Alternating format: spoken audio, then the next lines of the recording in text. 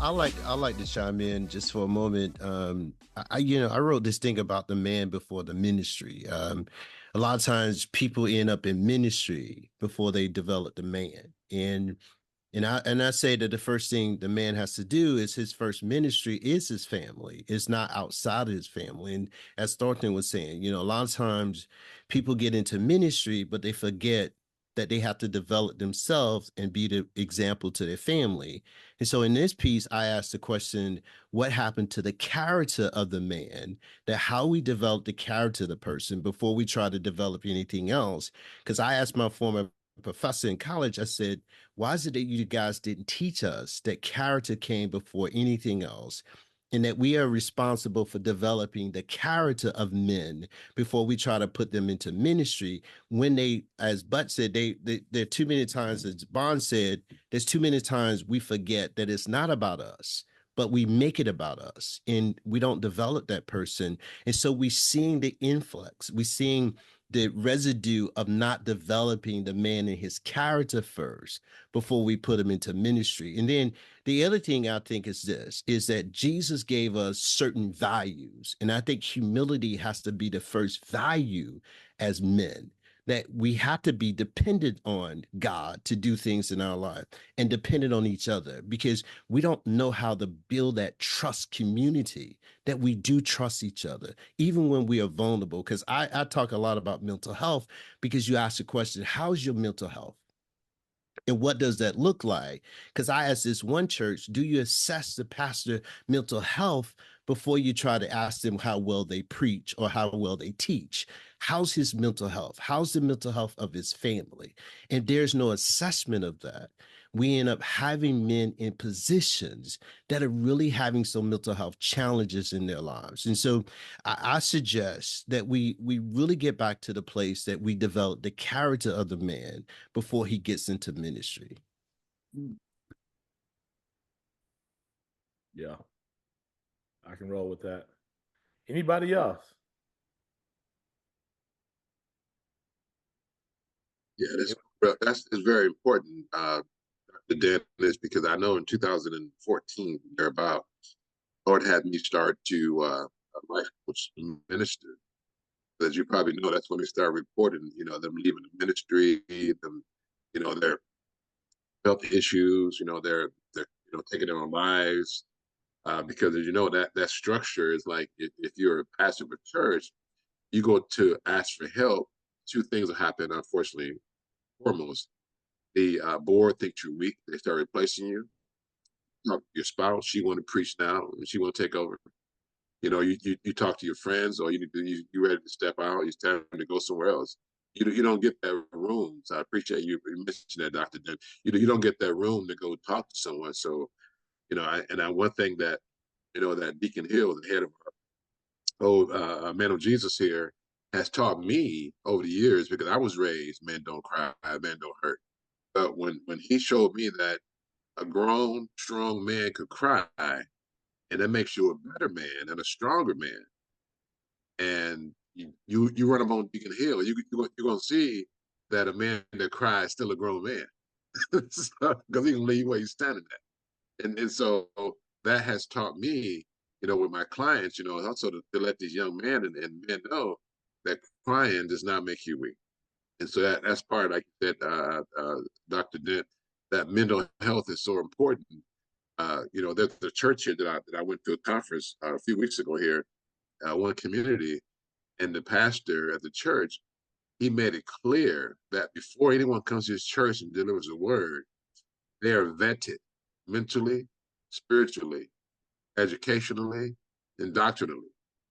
And that's something that I never heard most churches even talk about. But it's interesting. You're right. So I appreciate that mental health piece, Dr. Dent.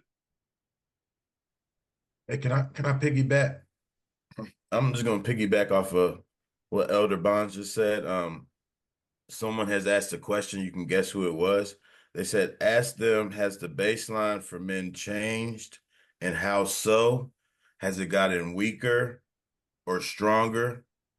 And also, are women moving us out of the way?"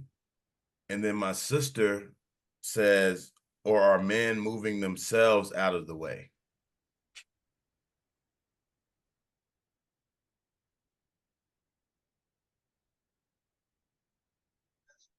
I think ultimately, that's an awesome question, Brother Hill.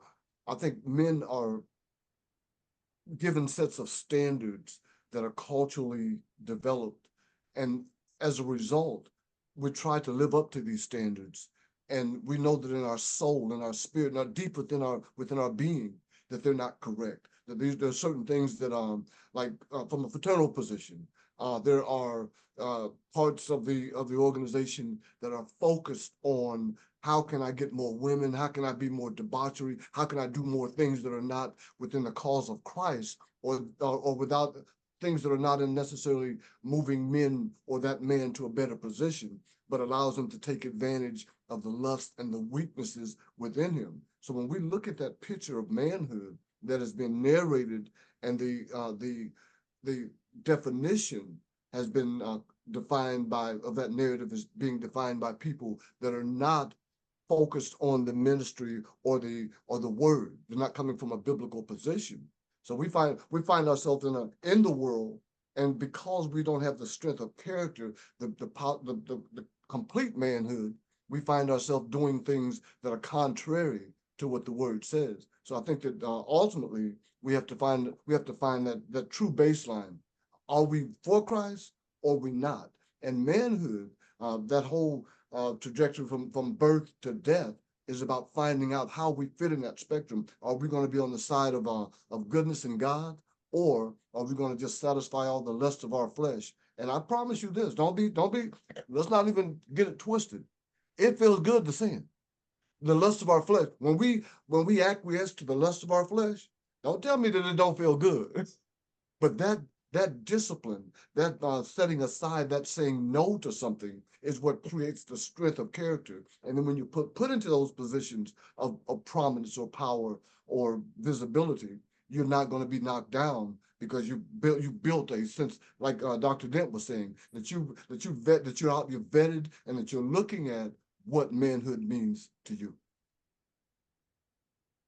Good. Yeah, that's good. Let's say, if I may chime, as you know, somebody asked also, divorced man, why are they shunning away from the church? It's because it's the educational piece of that.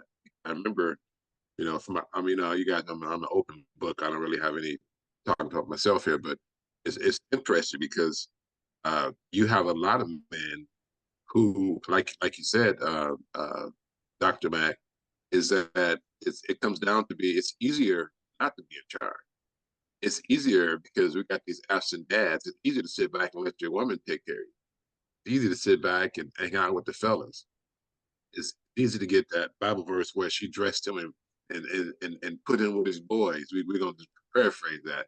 And she went to work. It's easy to misunderstand that scripture because it sounds good. Because it's a place where we had to do that, because it's tough being in charge.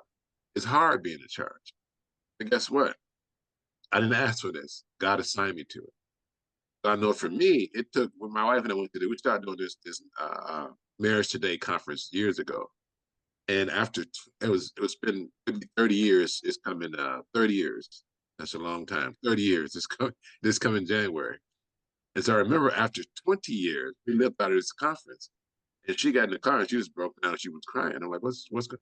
I just wanted to apologize to you. Holy Spirit just told me that I've been fighting for position for 20 years, and you're strong enough to ignore me. Help me. 20 years fighting for position. She never knew her father, and she never knew strong, educated, 4 degrees, 3 the whole deal. But she never understood the Holy Spirit laid on her in this conference. And I'm sitting in the car like, I never thought about it. I just blew you off. I ignored you. I did, but looking back, it was a struggle, because I'm like, I got unmarried this house. And she said, no, God is ahead of our house, unmarried this house. And I was saying, go, God, take that up here. So I think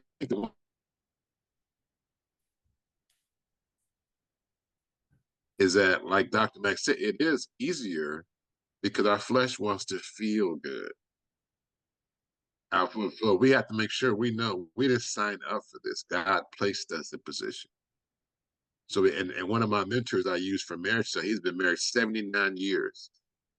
He know a little bit something about something. So he always says it was easier back in the day to say something to your woman to get her, as he called it, straighten her out. But he said now you have to make sure you say it with godly love more so than in the past, because you have an assignment to do. God ain't going to accept on that day, well, man, she was too tough and she just wore me out and she was so nagging and she. No, he ain't going to accept that conversation. He's going to say, I strengthen you to lead her. So lead her. You can't do it by yourself. You have to have his power and his strength to do that. But she deserves to be and needs to be led. That's why it's so important for us to get mentors. But I want to say something, because my wife and I talked about going back to Genesis chapter 3 and looking at the conversation that Satan had with the woman, because she doesn't have the name Eve yet. And we was talking about how silenced men lead to dead seeds. The man is the seed bearer. And so how do I silence the men? I want to address the question that the sister asked. And the question is, if men are silenced, how does she get the seed in herself? And if the seed is dead, where she's listening, where is she getting her knowledge, her information from? And so we have this influx of opinions from social media.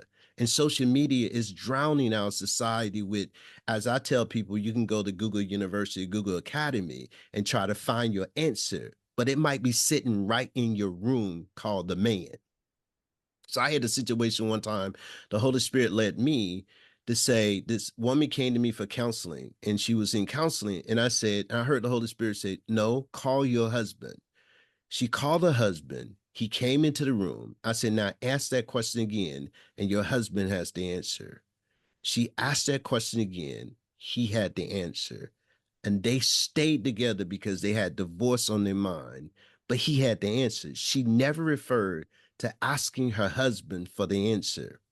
And I think sometimes women are listening too often to each other out of their hurts and their pains or what they miss in their life. So when it comes back to the mental health piece, did they grow up without a father, without a mother, without this attachment, and they grew up detached? So I'll tell you, men, I require all my children to get in therapy for what I put them through, because I wanted them to be able to address the trauma or whatever they have experienced in life so they could be healthy and they could be whole.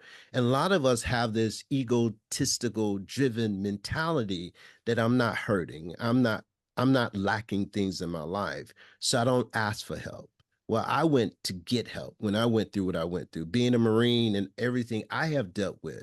And I think the biggest opportunity we have is knowing that we do need help and getting the ego out of the way and even asking the woman for help. So, because God didn't call through Christ, he brought us back to the garden. Genesis 1, that they were partners. In Genesis 2, you see the hierarchy. In Genesis 3, we see conversations. And I think we miss it because we don't see that our wives is a partner to us. And so I am responsible for speaking into her life, giving her knowledge, giving her information. It's up to her to determine what she's going to do with the seed. Now, and I think as men, not only we're not absent, we're just silent. And I think we are there. And sometimes we just need to drop a seed. Trust God, water that seed, and trust God to make it grow. We're not responsible for growing it. We're responsible for planting and cultivating it. And I think when we come back to these things that you guys are saying, being men of Jesus, is Jesus sit in the corner? Like, I went through a death of my daughter. One of my twin daughters died of cancer. And Jesus made me do a Mary Martha situation, that sit in it. Don't try to fix it. Don't try to resolve it. Just sit in it. He was in none of her. She was going to die. He said, now sit in it. Don't try to fix it, because men, we want to be fixers, and we don't have to fix it. We just need to plant the seed. And I'll tell you guys, thank you guys for inviting. Dr. Mack invited us to the call, y'all. Benny. So he supposed to get his reward. He got at least two of us on the call. brothers. Make sure my brother gets his reward. Who That's it. invited you? Who was that? Make sure. Dr. Johnny Mack. The Okay, Mac that's attack it. say I didn't hear Vaughn. note Just trying takers to. are money It's makers. three of us. Three of us now. That's right. Go ahead, Sakona, you on. Hey, we can jump back into any of those questions. Let me move forward because we only got an hour here. The next is around cultural pressures and temptations, and I feel like we've kind of touched on some of this already. 1 John 2:15 says this: "Do not love the world or the things in the world. If anyone loves the world, the love of the Father is not in him." So the question that I want to put out there is, what are the biggest challenges facing Christian men today? What are some of the bigger challenges that we feel like Christian men face today? And before we jump into that, I just want to shout out, going back to Genesis, I think God looked at man and he said, what? Man should not be alone. And he gave us who? He gave us a wife. He gave us a woman. And so I love what Dr. Dent, I believe, mentions, like, hey, it's okay to ask for help, but that doesn't mean that you lose your role as a man. It's okay to ask for help, but that doesn't mean that you lose your role in man. And all of my family, in one way or the other, are still in counseling, are always open to go to counseling. So, and I don't feel like I'm an unhealthy person, but I think it's always good to be able to get that counseling and be able to help people asking you questions, an outside perspective from your family. And one of the main things that I do at our church is I'm constantly actually sending people to counseling. We have about 10 counselors that we rotate people through because it's just a great way to flesh things out. And a lot of people are going through a lot of different things. Again, the question is, what are the biggest challenges facing Christian men today? Well, if I may, first of all, good morning, gentlemen. I'm one of the ones that Dr. Mack invited from the National Men's Prayer Call, Devin Miller. But I think the biggest thing that we face as Black men is the difference between acceptance and respect. We spend a lot of time wanting to be accepted, and that is a cultural thing as well as a spiritual thing. Because if you analyze the garden and what Adam went through after his eyes were open, he hid, but he didn't hide. I hope you understand the difference. Come on, preacher. And when God spoke, he wanted to be accepted back. It wasn't about respecting what he did because his decision was wrong, but he wanted to be accepted back to God. And the way he looked at being accepted was to blame. And a lot of men do that same thing. Accept me because it's not my fault. I didn't have a daddy. I didn't have this. I didn't have that. Well, that may be true and it may be a part of your deal. But at the end of the day, as a man, you have to make a decision. And a lot of times we don't know how to make that decision because we're trying to do what society says as opposed to what God says. And so we're always trying to be accepted by our wives, accepted by our kids if we've done something wrong. If you've been respected, you don't have to worry because you're striving to do everything right. But if you've done something wrong, now I want to be accepted, love me now, as opposed to, even though I did something wrong, I'm still your father. I'm still the husband. And that's where we relate to what God does to us. We do wrong, but if we repent, God receives us back and forgets what we've done. And it comes down to, am I accepted or am I respected? Respect is an internal, acceptance is an external. And we're always looking for pleasing, as we were saying before, the flesh. And the flesh wants to be accepted. The skin wants to be accepted by society.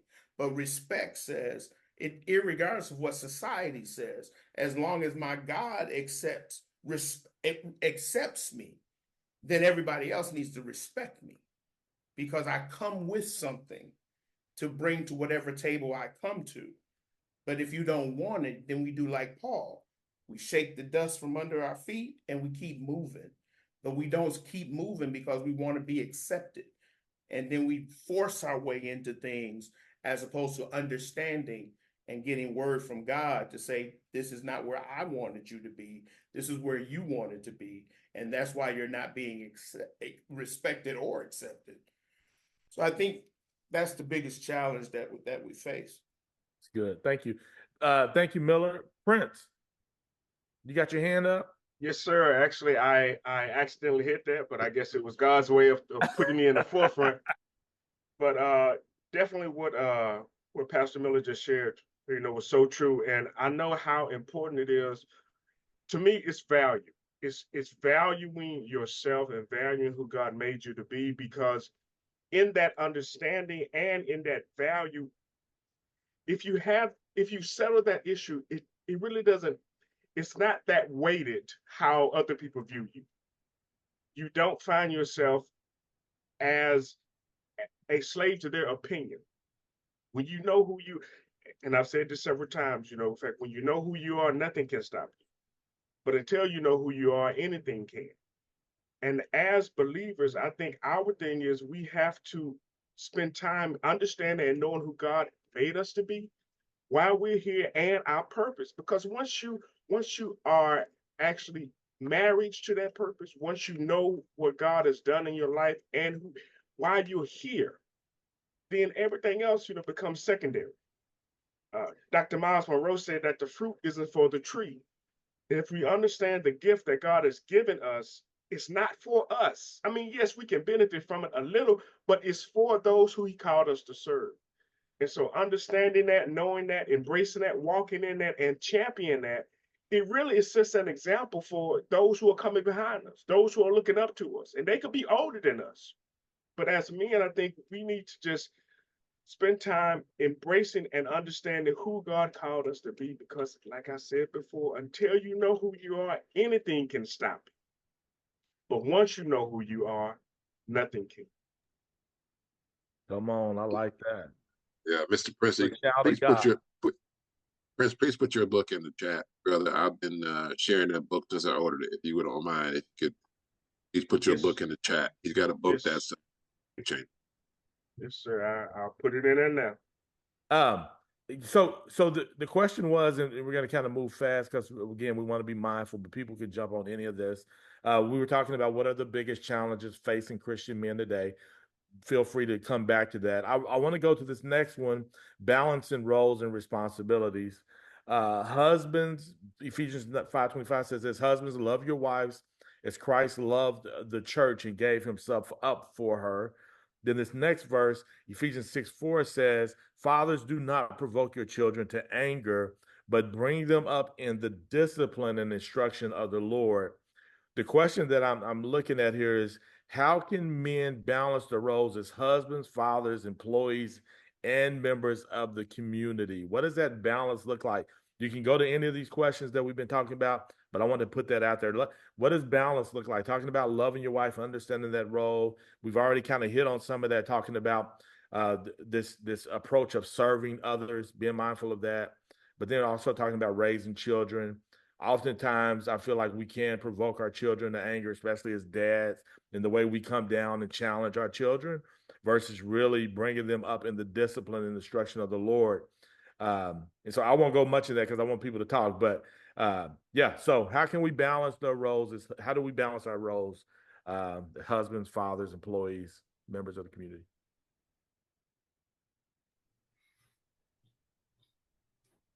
I think a lot of times when we're looking at that balance, as far as within the family, it goes back to first understanding who we are and whose we are and what the mission is.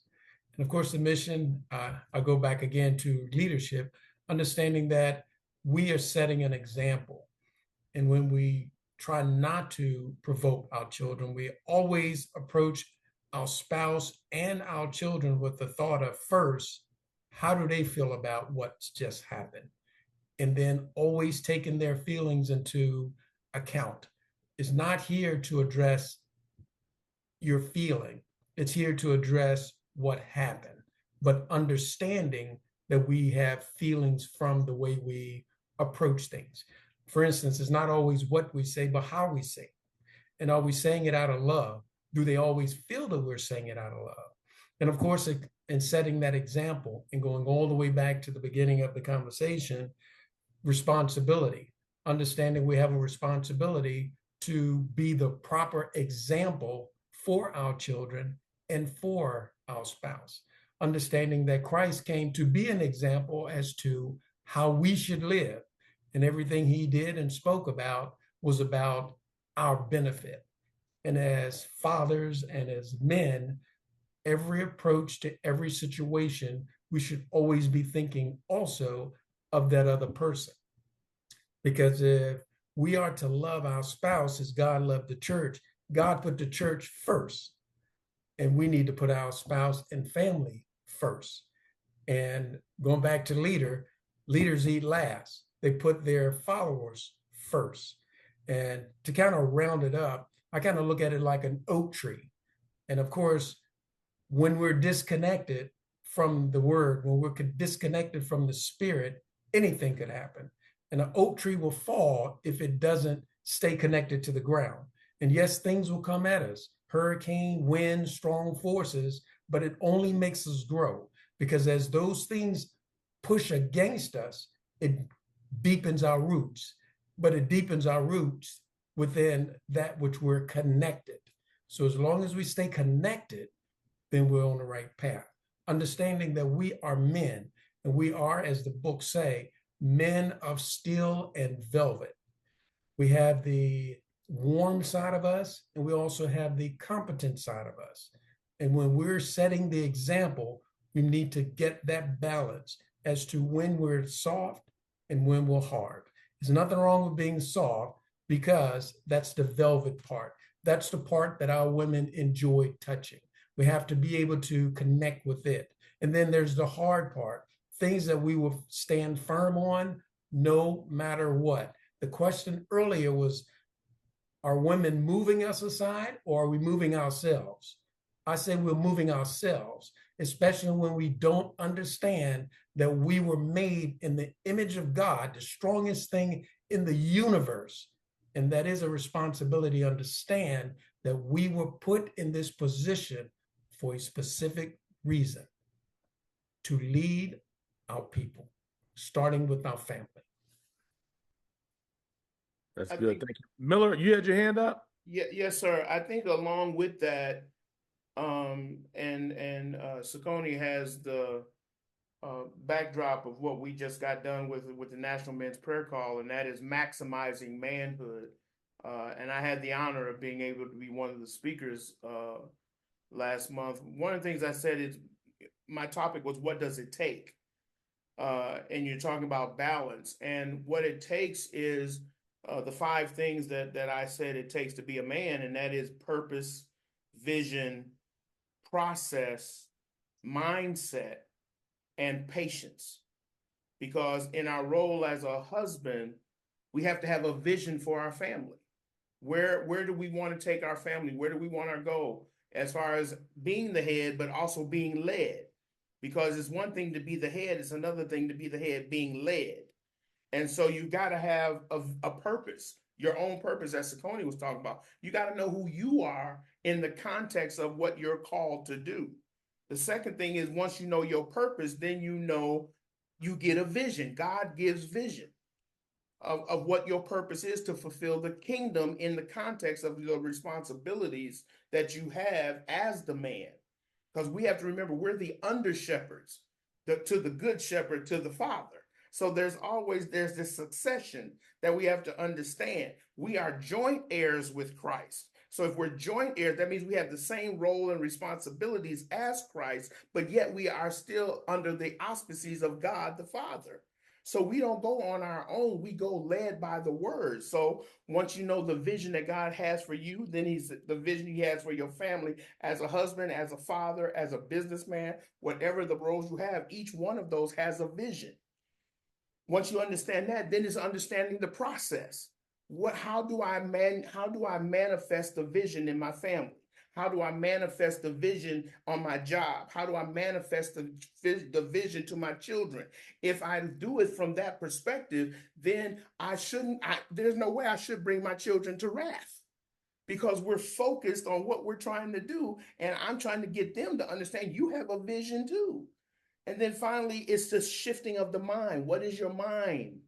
Because the Bible says that, you know, be not conformed to this world, but be ye transformed by the what? Renewing of your mind. So that you know what? The good and perfect will of who? God. It's like, what did Jesus say? Not my will, but thy will be done. That should be the mantra of every good Christian man, believing man, when it comes to wife, when it comes to children, when it comes to being a father, all of those things. And then finally, patience. That's why it's a virtue. We got to learn to be patient, that we're not going to get the bag right away. We're going to have to work for it. Why? Because Adam messed it up for us. He said we was going to have to work. So we try to find these skirts and all that. No, Negro, you got to work. Now, as you work and perfect the vision, then it will what? Become plain. So you don't have to worry, because your Father in heaven wants you to have good things. So it's like, okay, my daddy want me to have good things, so why am I sweating? It's just not my time. It's not a part of the vision for where I'm at right now. And so finally, we have to understand that our children, no matter if they're boys or girls, are reflections of us.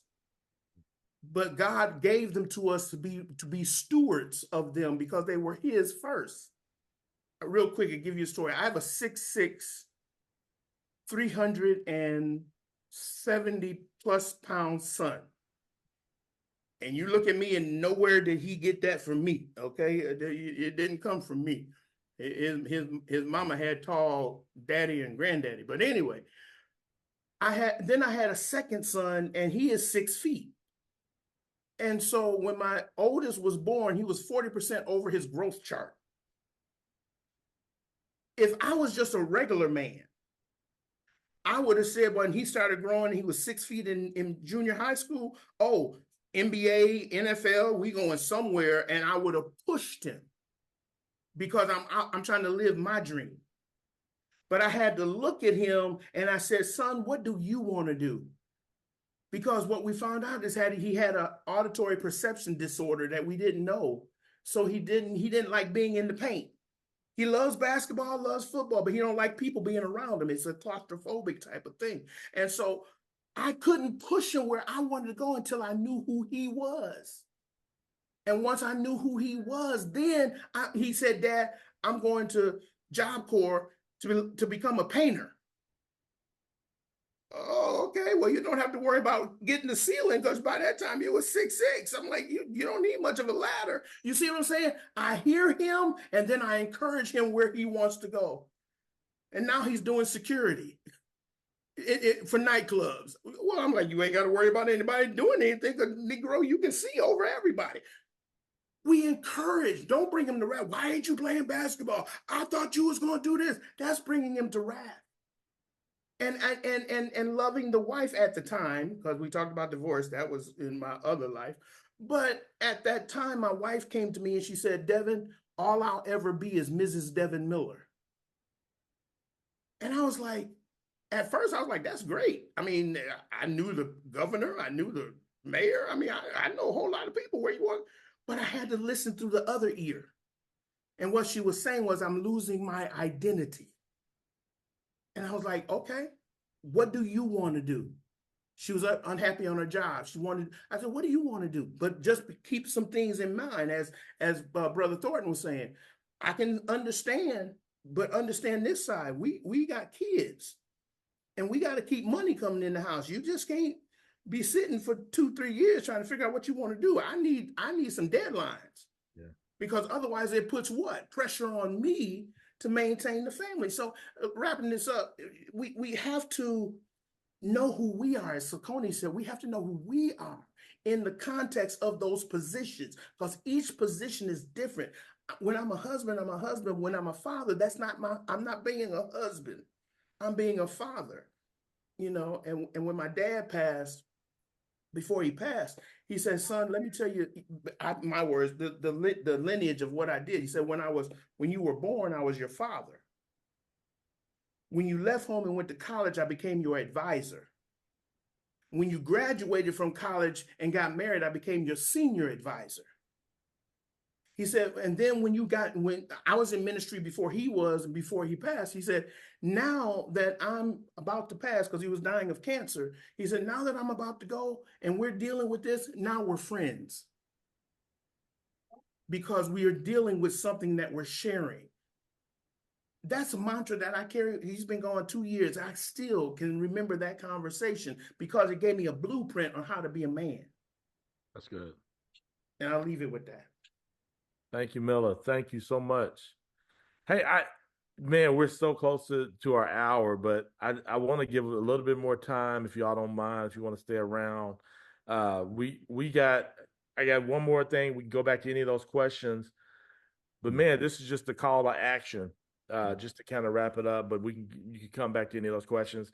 2 Timothy 4:7 said this: I have fought the good fight, I have finished the race, I have kept the faith. How can we live out our faith in practical ways every day as men? And this goes back to the vision of becoming better men, better husbands, better families, better communities, better men, better families, better communities. What does that look like for us to live out our faith? Let's take 2 or 3. But what does that look like as men to live out our faith in practical ways every day?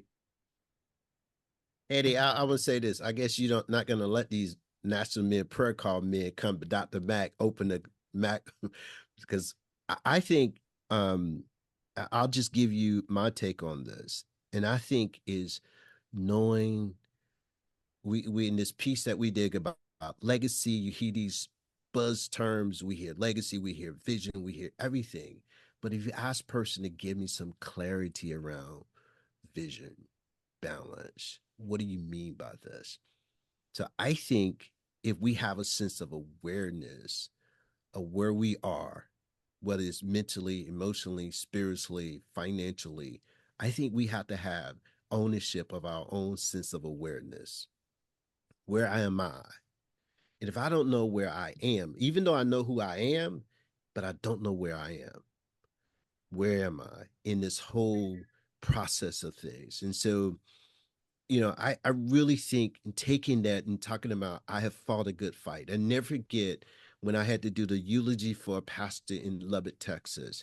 I never forget this thing he told me when I came, when he was dying, he said, you promised you wouldn't leave me and you didn't leave me.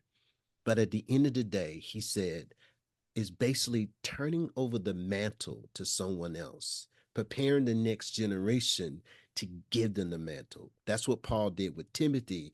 He was able to turn the mantle over. And I think we see that consistently throughout scripture, how they prepared the next generation to take over the mantle, except with Elijah and Gehazi. Because remember, why was the mantle in the grave with him? Because he didn't properly prepare the next generation.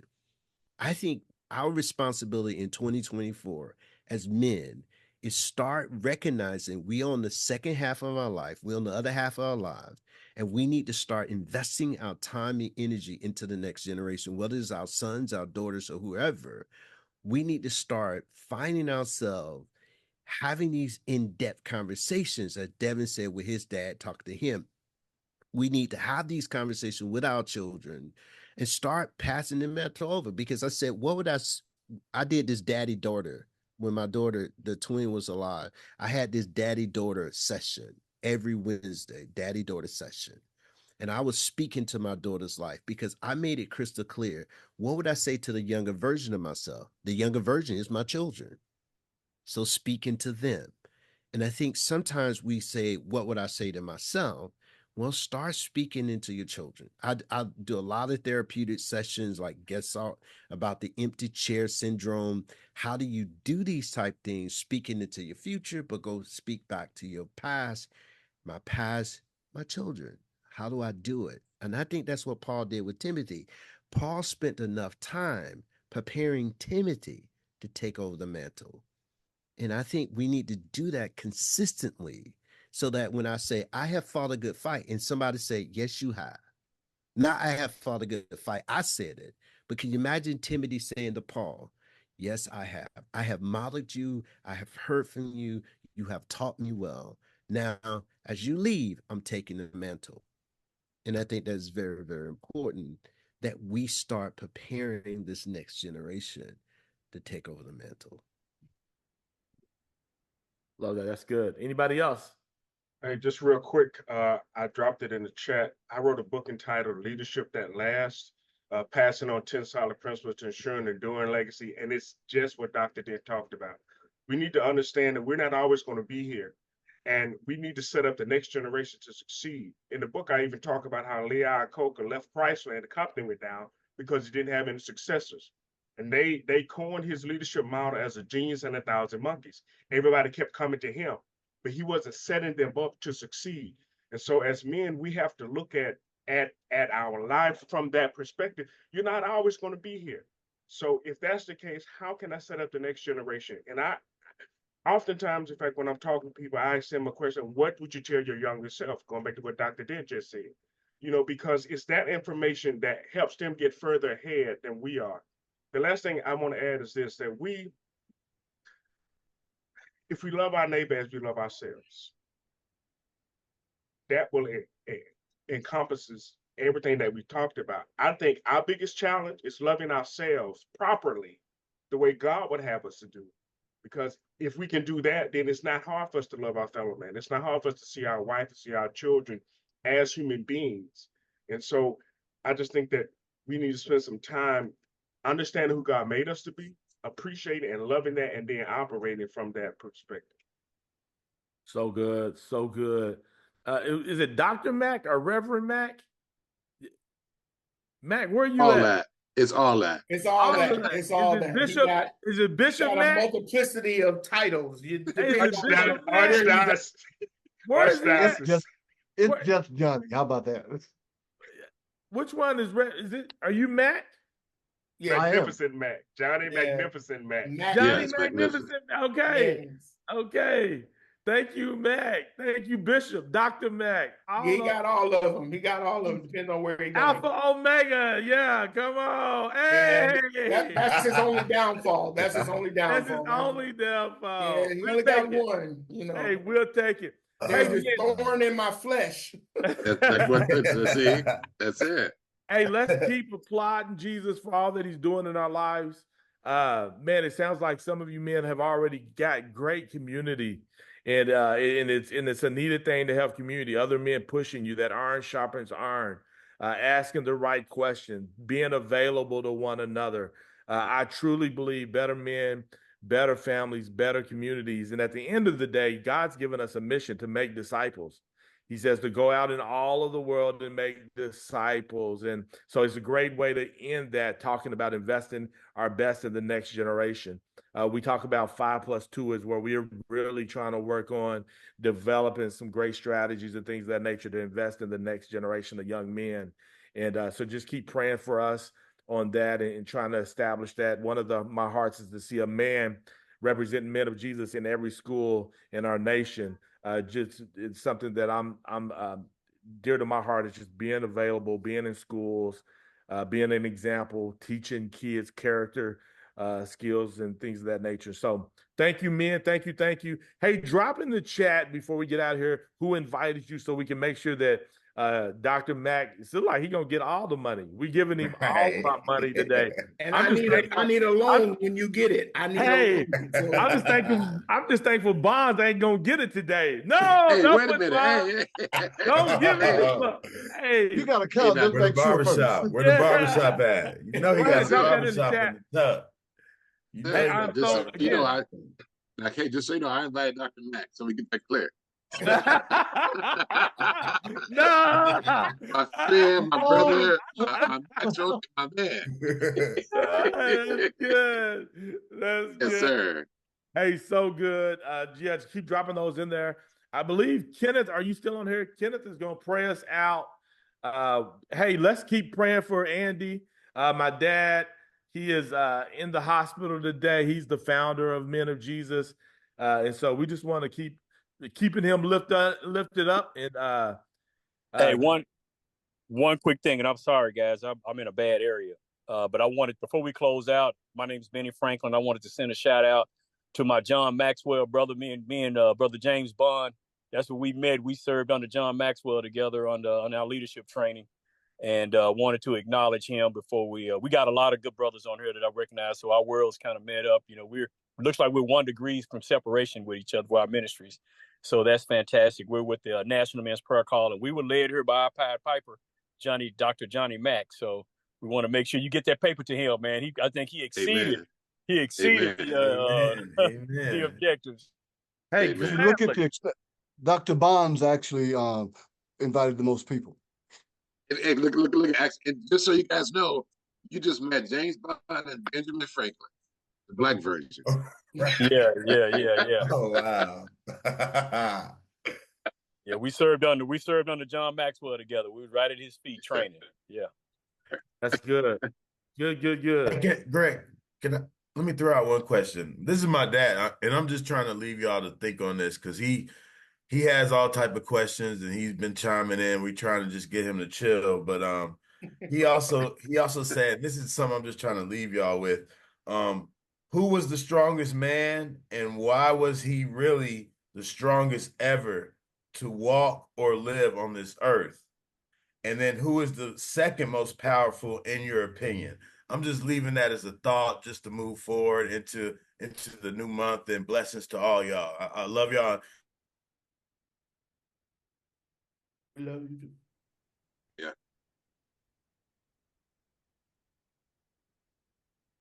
Boy, when you bring love into the room, it just freezes everything. That's it, Dr. Miller. That's it.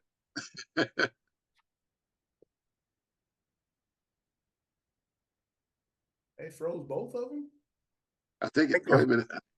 I think it froze a whole lot of people. I'm look moving. Yeah, we moving. We moving. I'm good. We moving. Yeah, we moving. It could be in the same area. Yeah. I guess I that's think they're both the in the same way. answer. Yeah, Hey, so Satan trying to block a lot today, but he's a little late. It's too late. he lost already. While we're here, I have a question, just in general. How do you think, as men, how do you think America will transition if and or when Kamala Harris wins the presidency? What will that do with men? I've been really pondering that question, to be led, quote unquote, by a woman. That's a good question. That is a good question. Now, maybe it's something we pick up again. We need another hour. Right. Yeah. I just think that's going to be, the litmus test in the election, is that it's going to come down to, can I be, quote unquote, led in the highest office of the land by a woman? We have to pray about that for sure, because that's one thing that we got to pray about, the word emasculations. That's right. Yep. And I'll throw my 2 cents in. Of course, Bonds, you're here. I don't know how many of y'all are in Texas. I'm in both Oklahoma and Texas, and the theme that I keep battling with and I keep listening to, and I try to get, especially us black men, I'm like, look at what's going on out here. Look at what they're saying. It used to be, hey, women can't lead. All right. Well, we know what the Bible says. We know what the word says.